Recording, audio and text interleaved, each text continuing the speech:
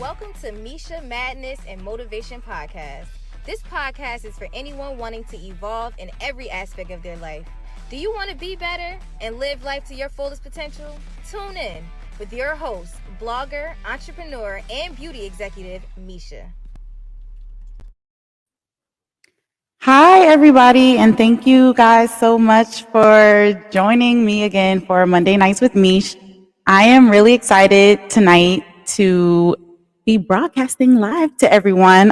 We're going to have a very special guest tonight, and she is a millennial woman who, after graduating from Wellesley College, she was looking to gain financial independence, and she and her boyfriend at the time, they decided to move to New Zealand from the United States, just pick up and go to a different country. And the two of them, they went over to build a tiny home and to start their journey to early retirement. And when I found Corianne Holmes, that's going to be our special guest, when I found her profile online, I knew immediately that she would be a wonderful guest to have on Monday Nights with Mish, just to talk about her experience and her journey and how she was able to do all the wonderful things that she was able to do. So without further ado, everyone please welcome our special guest, Corianne. Hi. Hi, thank you so much for being here. Happy Monday. Oh, thank you so much, Misha. I'm really, really happy to be here. How was your day today? How's it going? It was good. It was good. Yeah, I did some volunteering earlier today in town. There's this new group I've just joined about just new people from all over the world in New Zealand. So it was a really great way to meet new people. Oh, cool. Yes. And what time is it now in New Zealand? It is 2:13, and it's actually Tuesday where I am. Oh, okay. Oh, so I had the time a little wrong. No, you're fine. You're fine. So I'm so excited to talk to you and get into how you started to build your tiny home, and also how you and your husband were able to start your journey to financial freedom and early retirement. But before we begin, I'm just going to ask you, what is a tiny home for anyone who has no idea? A tiny house is basically a small space. Usually the most common type of tiny home that you might hear about is a tiny house on wheels. So that typically is a smaller home structure built onto a trailer. But there's so many other varieties of tiny homes that you might see out there: container homes, sheds converted into homes, or whatnot. But basically the main motivation behind a tiny house is to mostly reduce your dependency on buying new things. You know, you constantly see the ads for Target and stuff, but if you live in a tiny house, you really don't participate in that kind of materialism because you just don't have Seriously. room. Some people join the tiny house movement to save money. So they either live in the tiny house temporarily, or I think it's really great for people who, you know, maybe are older, are looking to downsize, looking for retirement. So it really, there's so many different situations that a tiny house is perfect for. And I think that's why the movement has really taken off in recent years. And how old were you and Pat when you guys decided to move? Well, I'm sorry, I don't want to put ages out there, but you can just say, like, you know, early 20s, early 30s, or like, you know. So because you were just graduated college. Yeah. So I was 22 when we met. And I had my first job right out of university, and it was at a nonprofit. And so I was making about $35,000 a year, which I was like over the moon about for my first job out of school. Yes. And this might surprise some people, but I have never made that much money ever since in my entire life. Yeah. So I maxed out my first year out of university, and I went to a good university. Wellesley College is not a bad school. Right. And that really, it really was very personal. I mean, as a Black woman, you understand that we earn 64 cents to the dollar.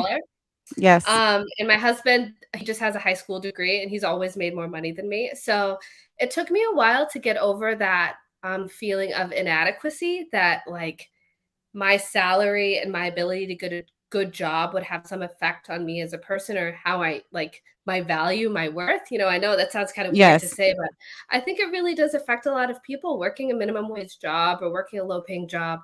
You take it personal, if you can't get anything better than that, especially with a Yes, degree. especially, yeah, especially also, oh yes, for sure with the degree, because like you said earlier, like, I was over the moon to make 35 grand a year. And I was Mhm. gonna say, you probably were just happy to have a job out of college, because I know a lot of graduates are just like, and if they do find a job, it's not necessarily what they were thinking was going to be the work for them after graduating.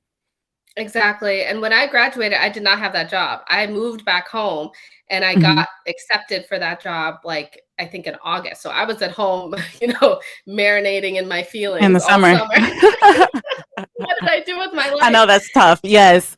So Yeah. how long, I read in your book, you wrote a book, South Yeah. Island Tiny House, and we're going to talk about your book. And in your book, you said that you and Pat decided that $20,000 New Zealand money was the budget for moving. And how soon after saying, okay, this is the number we're going for, I'm going to do it? Like, did you guys procrastinate, or what was the timeline like? So one of the good things about moving to New Zealand was that we knew that tickets were cheaper if you buy them early. And that just is, a common thing, right? So we started looking for our tickets basically right after we made the decision that, yes, we were going to come to New Zealand. And to be fair, the first conversations that we were only planning on going there for a year. So that's how long Oh, my master's degree program was. So that yes. was the main motivation. I wanted to make more money. So I was like, well, I need a master's degree. I was already a permanent resident of New Zealand. And so I knew that going back to school would be much cheaper. I wouldn't have to go into as much debt coming to New Zealand as opposed to staying in the States. So I told Patrick, would you like to come to New Zealand with me for a year? He said Mhm. yes. We told everybody. We bought our tickets. And because our tickets were coming, we just did a countdown backwards. All of the things we had to do before we Wow. left. Getting rid of our phone numbers. That was actually more difficult than you think. Canceling a Vodafone contract is not Oh, easy. wow. Um, you know, having our mail forwarded, putting up our lease, just Selling your all things that you can't selling take our with car. you. Yeah, Yes. exactly. So all that stuff we had to do. And so I think it was like maybe 7 or 8 months. And this was also while we were saving our money too. So selling all of that stuff helped us save that $20,000. And then we were good. Wow. Yes. And that's like putting yourself like in crunch time. Like, no, we're gonna go. Yeah. That's commitment for sure. Yeah. So I commend the two of you, because it's easy to say, oh, it sounds like a great idea, or, we could save so much money, or let's just try it, let's be adventurous. But to actually do it is amazing. So, can you describe the transition from US to New Zealand? And also, you wrote in your book that you and Pat had separate dwellings. So, how was it to then move? You're very comfortable. And I also read about your couch. You thought you were going to have a comfy couch. Can you speak to us about the switch to the minimalist living? Yeah. It wasn't so difficult for me. Luckily, as I mentioned before, I'd driven because I'm originally from Chicago. So I'd left Boston, drove home, and then got my job. So I didn't really have much in my condo. Okay. But Patrick, he had a 3-bedroom, 3-floor house. He was living with his twin brother. And they had been living together for like 7 or 8 years at that point. So they had a A lot, lot. a lot of stuff. So it was Yes. mostly me helping him just downsize basically. So every weekend we tackled a new category, his clothes or his tools or kitchenware. Luckily a lot of the stuff stayed because his brother was staying in the house. Good. But still it was tough. And I think the hardest thing he had to sell was his motorcycle. He was just really really upset about that. But Yes. Did he he get just another made one? sure. No, he didn't. I Okay. think they're too dangerous, but Yeah. he listens to me now. Yes. Happy wife, happy But life. yeah. um, so yeah, I'd say that was the most difficult part. And then luckily, to move to New Zealand, all you're allowed to is 2 suitcases on the plane. So we downsized enough for that. And then we moved into a furnished flat once we got to New Zealand. And honestly, it wasn't, you don't get like huge culture shock moving to New Zealand. It's very pretty similar to the United States in terms of social language, like really the most obvious difference is that you drive on the other side of the road. That's the first thing Right. you're going to notice. But other than that, it's pretty similar. It's pretty chill. There were a few things that took us by surprise, but you just have to take it in stride. And the more research you do, the easier it is. What took you by like a super shock, the most shocking? Well, if you read my book, you will learn that one of the biggest issues that we had was understanding how debt follows people in New Zealand. So in the Yes.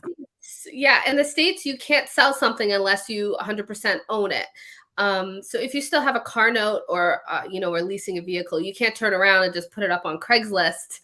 And then right, exactly. And yes, I read in your book, and that is so crazy because how dare that guy sell you guys your trailer and then has so much $10,000 still attached to it, and they were coming after you and Pat for it.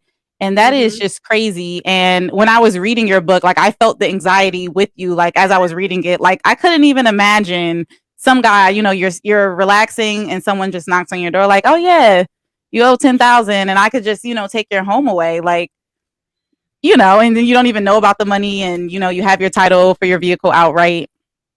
That is crazy. That is It was a big whoopsie. It was a yes. big whoopsie for us.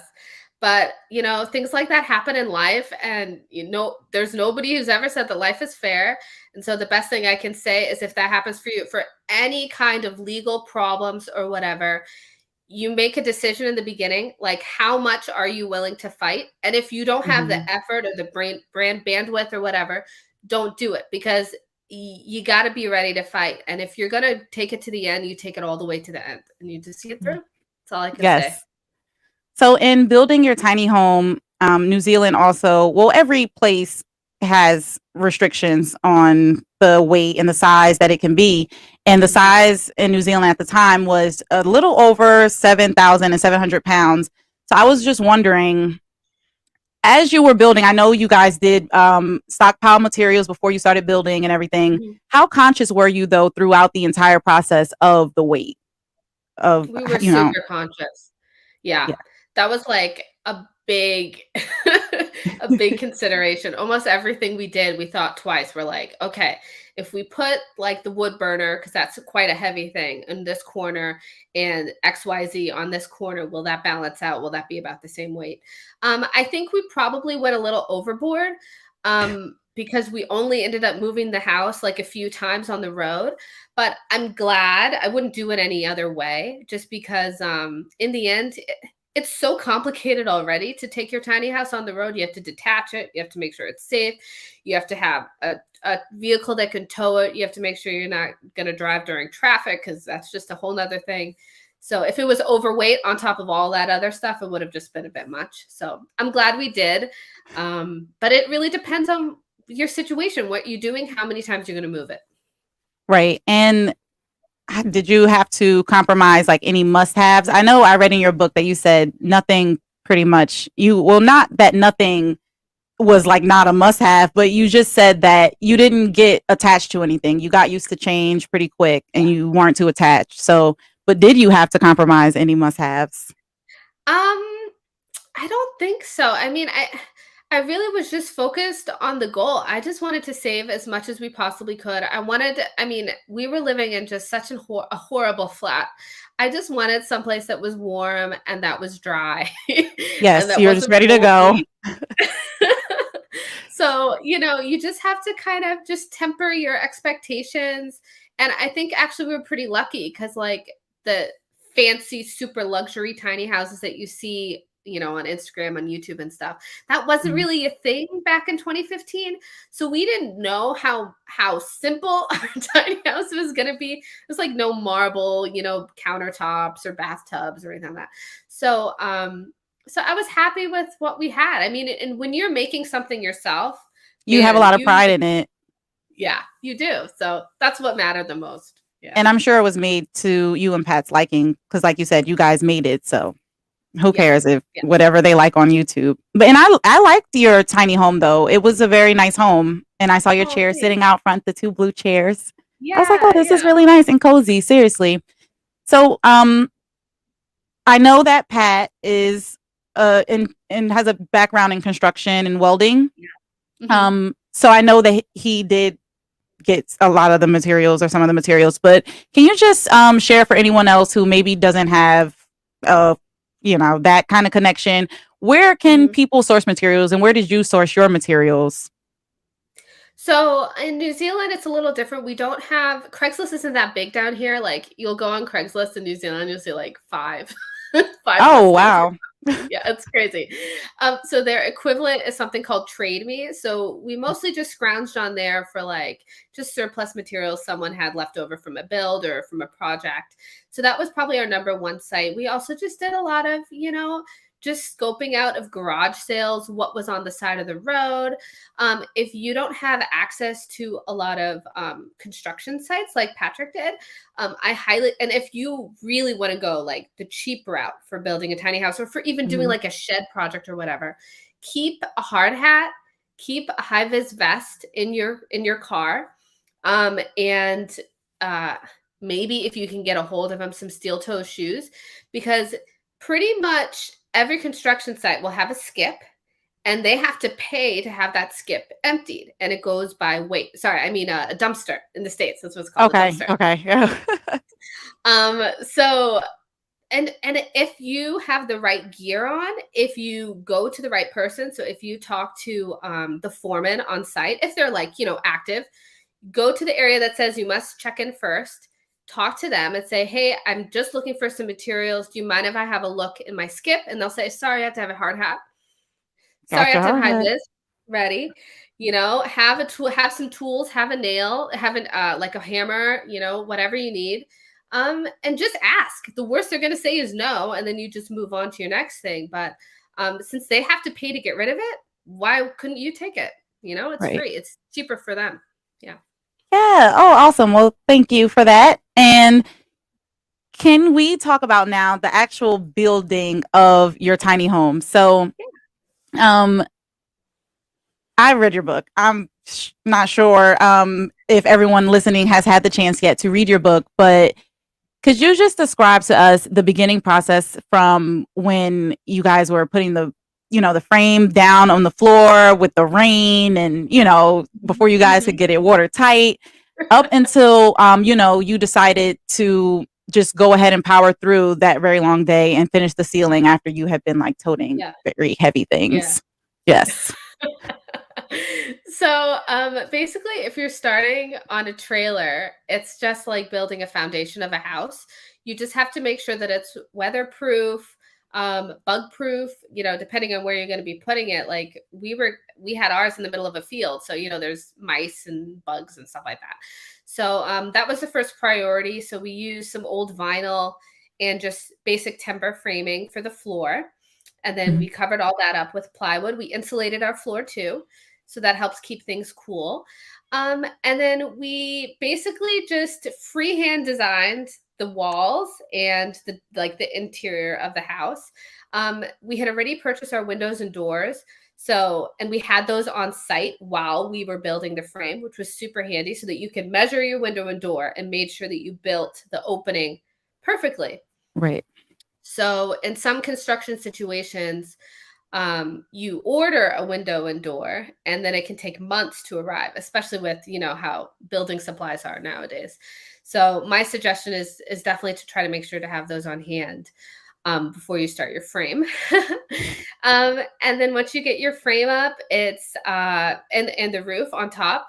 We decided to go with the mono pitch because if you have it like this, it's a little bit more complicated. But if you just have it one direction, it's a little bit easier. Same thing for the Okay. solar panels too. So we put solar panels on the roof. But yeah, so after the frame goes up, you do your building paper. And we decided not to cover everything with plywood because it actually isn't necessary for construction wise. So we just Okay. went with a metal exterior. That was just the cheapest option that we could find, which is pretty handy because the whole outside and practically the whole inside of the tiny house, you can put magnets anywhere on the Oh, wall. yeah, that is cool. That's cool. So yeah, so I thought that was pretty pretty convenient. Didn't think about that when we were doing it. But yeah, actually the framing and getting the windows and doors in and doing your roof is probably the easiest part because you can see the next step in the process. Like it seems counterproductive, and I had no idea what to expect when I started. But Yeah, I yeah, was the gonna ask, interior was the was first much half easier. okay? I was just gonna, well, I was assuming, and I'm gonna ask, was the first half more like the most strenuous part of the whole process? No, No. it was easier. Okay, and then I also in your book you mentioned once the first half was done, you went back and you wanted to be excited, but you're like, man, we still have so many little things to do. Mm, mm. Yeah, and it was just, the list was so long that we had to finish. So, we knew that we needed to have some kind of exterior location for our gas bottles because that's how we Mhm. heat our water in the tiny house and do our cooking. So we needed somewhere dry for those, and we needed a place for our batteries, and we needed a place for our inverter, which takes the power from our solar panels and switches it into alternating current, and that's what we use for the power inside the tiny house. So we needed a room for all of that, and that was supposed to be like that's just another thing that we had to do, and it ended up taking a whole day just to put that together. And we built the tiny house every single weekend for 9 months. So one Okay, yeah, day is a lot of time, you know? yeah, it is a lot of time, and you were still doing your master's program. Yeah. Yes, at that time because you were in a time crunch again. You and Pat on your lease being up, so you were trying Yeah. to build this house right before your lease was up. Mm. So, how often do tiny homes typically have to move for anyone who's looking to do it, jump into it? I know there's no set thing, and it really all just Yeah. depends on Yeah. where you are. Yeah, absolutely. It depends, like, I mean, if you have your own land or if you're just building a tiny house like as like a sleep out for if you want to just do some house hacking, how Mhm. people try to, help pay off their mortgage faster, and you just want a tiny house in your backyard that you can stick on Airbnb, you probably don't even need to ever move it unless you sell your house. And even then, I think most people would just buy it part of the house. So Right. that would be the ideal situation in which you never have to move it at all. The worst case scenario would be that you build your tiny house and you struggle to find a place to park it. So you might be going from trailer park to trailer park, and you could be constantly on the move. Or there's some people who want to be on the move and they're moving their Right. tiny house every couple days. Now, So for it really depends. people who now I was trying to do some research on tiny homes actually, and I'm in New Jersey. Mhm. I don't think they're legal in New Jersey. Um, do you know if they're legal anywhere in the U.S.? Have I you think heard of it them? really depends. It really depends on I think it just depends on population, honestly. And Okay. New Jersey is pretty tight. Yeah. There's not like I mean, if you went out and bought a farm and there was a farmhouse on it and you put a tiny house up there and you had like a friend rent it out, I really don't think Who's there's gonna anything regulate? anybody could say. Right. Okay. Um, Yeah, and there's some places in Texas where you don't need any building permits, and so tiny houses thrive. Like I think it's really big in Austin, and it really depends on where you are, and that's one of the downsides of the states is that if you plan on moving from state to state or even city to city, county to county, you really have to do your research. And I know that it sucks, Yes, but it's so much research. better than getting caught out. So much better. Yes. So, in your journey of building your home, doing your master's degree, and just within your relationship, because you took this on with your husband, what strengths did you discover, about yourself during this whole process? Even up until now that you have your tiny home now is an Airbnb, people can rent it out and you're Yeah. doing different things, you have your master's degree. What strengths did you discover in yourself? I think I never had really thought of myself as a very stubborn person. I'm a Pisces, so I just really just like to go with the flow. Mhm. I'm not a competitive person. I will stand up for myself, but if it's not worth my time, I won't get involved. And so I think that it just came with just growing up. I mean, now I'm 31, and having the tiny house in my 20s was really, and moving to another country was just a huge learning Mhm. curve. And I'm so glad I did it when I was young, because Mhm. you have time to fix your mistakes when you're in your 20s. And that's why I think it's so important to take risk, start a crazy business, go back to school, change your career, whatever really speaks to you. Yes. So I would say, yeah, I just learned how to be a bit more tenacious, have a bit more perseverance. But that's also to say that there's no one way you can live your life. And you don't have to be, oh, I'm not the most courageous person. You don't have to be courageous to try something new. You don't have to Right. be like the superstar, kind of person. There's no one or two ways of doing it. I think the best thing is just to try to make yourself happy, because God knows Yes. life is short enough, and we've really seen that. So don't wait, Yes. because no one's gonna do it for you. So speaking on perseverance, were there any moments during the build that you felt like giving up? I think there was like a good month where everything that we had purchased for the tiny house, we ended up selling or throwing away because it just didn't work in the tiny Okay. house. Yes. Or we had to change our strategy or something. So I saw these really cool old metal lockers like you have in Yes, high your twin school. lockers. Mhm. And I was like, "Oh, this would be so cute for a pantry." And then we brought it out to the farm where we were building the tiny house, and it didn't fit. So we had to use that as our closet, and that lasted like a year. Because how And can you you got have rid of your whole them. closet just like two little lockers? Yes. That's That did funny. And not work. also with your how disappointed were you with the downgrade of your stove from the 4 burners to the 2? Are you a big cooker? Like, do you like to cook? Yeah, we love cooking. And that's why we built our kitchen is just so big compared to most people's kitchens. So our tiny house is Mhm. already on the very small side. Okay. And our kitchen in particular is just really dominates the room. But the two burner actually worked out fine because we did once we moved in about November. Mhm. And my mom got me a grill for our Christmas present. Oh, So awesome. that was actually really, really great. Like, I had never been like an outdoorsy kind of cook like outdoor barbecue kind of person. Like, my dad would do it or my mom would do it, but I never really got into it. So that was just actually really nice to be able to cook outside. So the two burner wasn't that big of a deal because we could Okay. always just cook outside if we needed more room. Yeah. Awesome. So when and why did you decide to write your book, South Island Tiny House?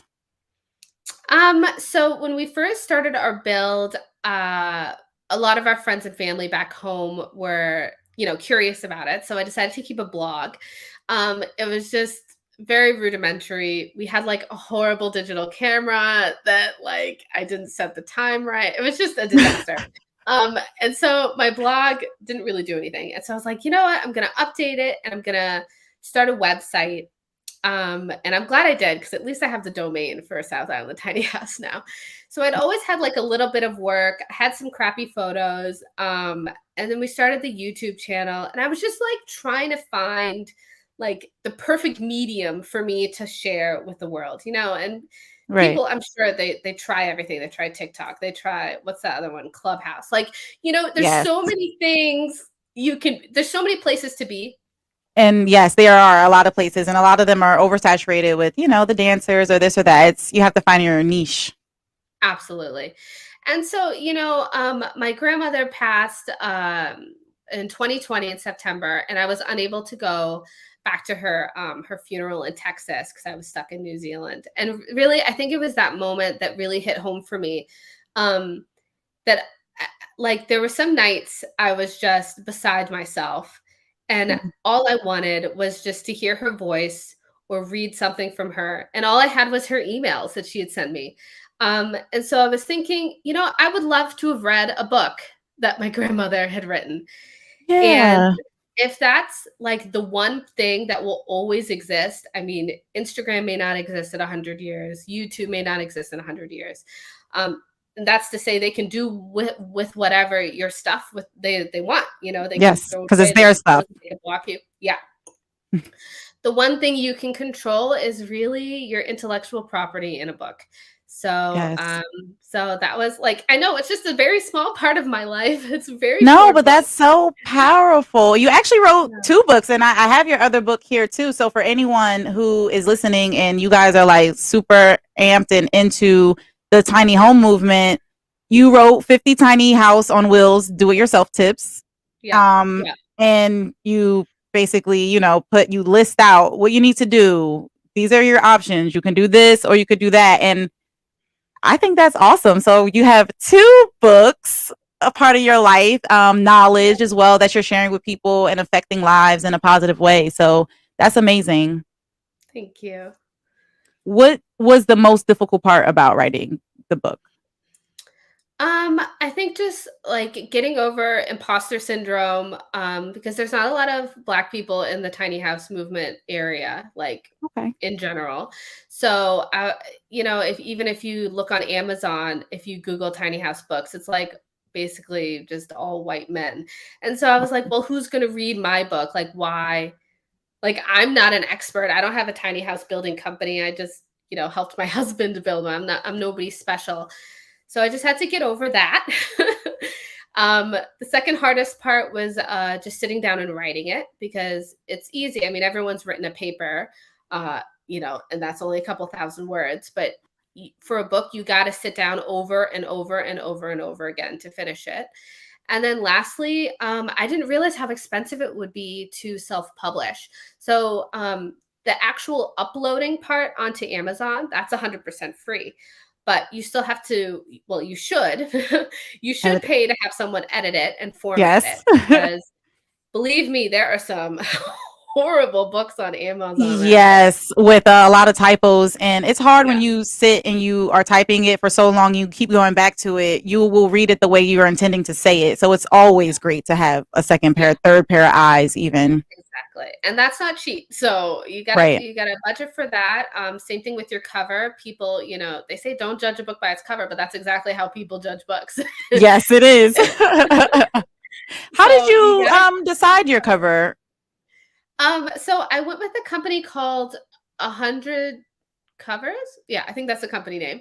And then I basically just gave them like an idea that I wanted. I kind of wanted the 2 book covers to kind of match a little bit. Yes. And then so they gave me one option for the South Island tiny house book, and I had someone else's tiny house on it. And I was like, no, I want my tiny house. It would be so weird. Right. Imagine someone would really be knocking on your door like, ma'am, you have a book out. It's like bestseller with my house on it. Yeah. So there's a little, even you have to give someone a prompt. You have to lead them on the way because they can't read your mind. So you told them, no, let's redo this. And then they sent you something that you liked. Yeah. And then I approved that. And then what else did I have to pay for? Yeah, I think that's about it. And you have to make a decision on whether you want to just sell on Amazon or if you want to go to other distributors so you can get the book on what's it called? iBooks for Apple, Kobo. There's so many others. 100%, I had no idea about any of this stuff, but all the information you need is online. So you just look for it. You don't need to pay anyone for it. You just need to look for it. And what was the most rewarding part, would you say, after, going through all the difficulty to, get your book out? I think really just when it came in the mail, like, because I ordered some copies for myself. And, your first book is not going to be a huge success unless you have like a huge audience already. And I didn't. I mean, I just had some Airbnb people and I had a few visitors to my website. So but you're a published author. Yeah. That's a big deal. Yeah. That was worth it. That was worth the whole effort. Yeah. Yes. So you would say like that's the most rewarding when you have the finished product in your hand. Yes. For sure. Aww. For sure. Yeah. That's awesome. So I think I have another question. Yeah. So on your website is southislandtinyhouse.com. Mm-hmm. You offer this, probably isn't going to turn into a question. I thought I had a question, but on your website, you offer different products, materials, furniture, and welding services. And also, people can rent your tiny home on Airbnb there if they wish to, which is still in New Zealand. Yep. Yes. Awesome. So, could you just tell us about your website, what you offer for people who are really interested in this movement, and maybe some people who may be listening from New Zealand? I have no idea. And you are also on YouTube. So, could you plug us in about that and tell us what you do there? Yeah. So our YouTube channel, well, basically the point of the website, everything that we offer is because we ourselves were looking for something that we offer now back in 2015. We would have loved to be able to hire a local welder to build our trailer. We didn't even have room to build our own, so that's why we had to purchase it. So actually my husband is in the yard right now building someone's tiny house trailer for her. Awesome. So we build a few a year. I mean, we live in a very small town, and Dunedin is already a very small country. It only has like a population of 5 million on both islands, and we're in this like less populated island. So there's not a huge demand, but the welding services, basically it's expensive to go to a big engineering firm and say, I just want these two pieces of metal welded together. They will literally laugh at you. So being a small welder for Patrick doing that is it really, really helps people, and people need that service. Yes. And especially with the trailers, most trailers are imported from China, and they're not very rigid, not very rugged. And so he builds them custom size too, and it's much cheaper than big companies. So no, I love that. I love that you guys were able to do it on your own and figure out like what works, what doesn't work, and like to even know, like, I wish I had this person, and then to turn around and be able to be that for people, I think that's awesome. And this is the question. What other entrepreneur activities are you into now, and what are you looking forward to, maybe that you haven't started yet but you're thinking about? Yeah. I'm like, I've got like this, sparkly syndrome, like where everything interests me and I just want to do everything all at once at all the same time. I'm the same way. I don't know. I think it would be really cool to start a podcast. I would love to do it. Talk more about the tiny house movement, or even just, house hacking, Airbnb. Because that really probably takes up the majority of my day right now, is just like taking care of that. We might build another tiny house. I've put out a few coloring books, so that was like a little fun experiment. Adult coloring books? Yeah. I made a welding coloring book. Oh, yes. I did see the welding coloring book on your website. Yeah, so that's on Amazon, and that was just a fun little pet project. But yeah, so at the moment, I'm working on another book because I kind of want to take readers through my process. So we lived in the tiny house. We built that for $20,000, and then we were able to save back our $20,000 just by not paying rent within the first year. And then that $20,000 just snowballed into being able to build a whole brand new house mortgage free. So yes. That's where we're at right now. And I can guarantee you that a lot of people that we know did not think that our plan would work. But hey, they don't even have to understand or support it. As long as you believe in it, and like you said, you persevered and you saw it through to the end. So you're laughing to the bank now. Exactly. So I kind of want to do like a series to help other people. And also I should mention too, like I said in the beginning, that I never made more than $35,000 ever in a year. And so you don't have to have a huge, like you always hear about like, oh, I'm an engineer, I make $200,000 a year and I was able to retire at 40. You should. Right. You should be able to retire at 40. But you don't have to. And if you don't need a lot to live. Yeah. Yes. And there's this saying that people always spend more when they make more. And I spoke to this woman once, and I was going to have her on the podcast, and we spoke for a long time, and it never recorded. So it was just like no one ever got to hear it. But she was all about like living like out of her backpack, basically, and her husband would travel like just from place to place. I think she was in Sri Lanka when I was talking to her on the video chat. And I just love the thought of, if I can't take it in my book bag with me, I don't need it, you know? And every time they move, they would sell their couch, their TV, or just give it away and leave it to whoever else was going to rent next, because they're just material things and you don't need them to live. Yeah. Oh, I totally agree with that. And it was weird when we moved to New Zealand, I started hearing more and more about that book, The Secret, you know, about manifesting stuff. And I really think that's true, is that, and especially for them, it sounds like that the more they're able to release into the world and not be the more you get worried about, you know, the cost, like how much am I going to get for my couch?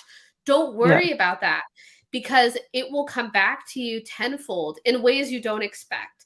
So just trusting the process and not getting so tied into the details will just make life so much easier.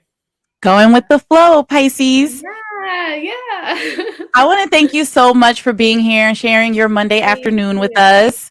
And I would love to have you back if you want to. And I would love to hear your podcast. Like I'm going to be, you know, on the lookout for that if you do start it. Okay, cool. Thank you so much for your support. I appreciate that. Yes, no problem. Thank you so much. Okay. Bye. All right, everybody. Thank you all to everyone who caught the live or is watching the live. And thank you for everyone who's going to watch the replay. I am going to leave Corianne's website down below, the link for both of her books.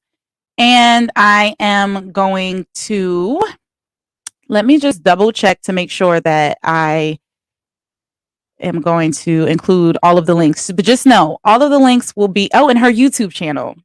I will definitely have that down there. You guys should go check out the YouTube channel. Her and her husband, they recently posted a video where they did a home tour. So I thought it was pretty dope. You guys can go check that out, along with other videos about the tiny home movement, and just to see what she's up to. I think she's awesome. All right, guys. Well, thank you so much for joining. Come and hang out with me next Monday. And until then, I will see you guys.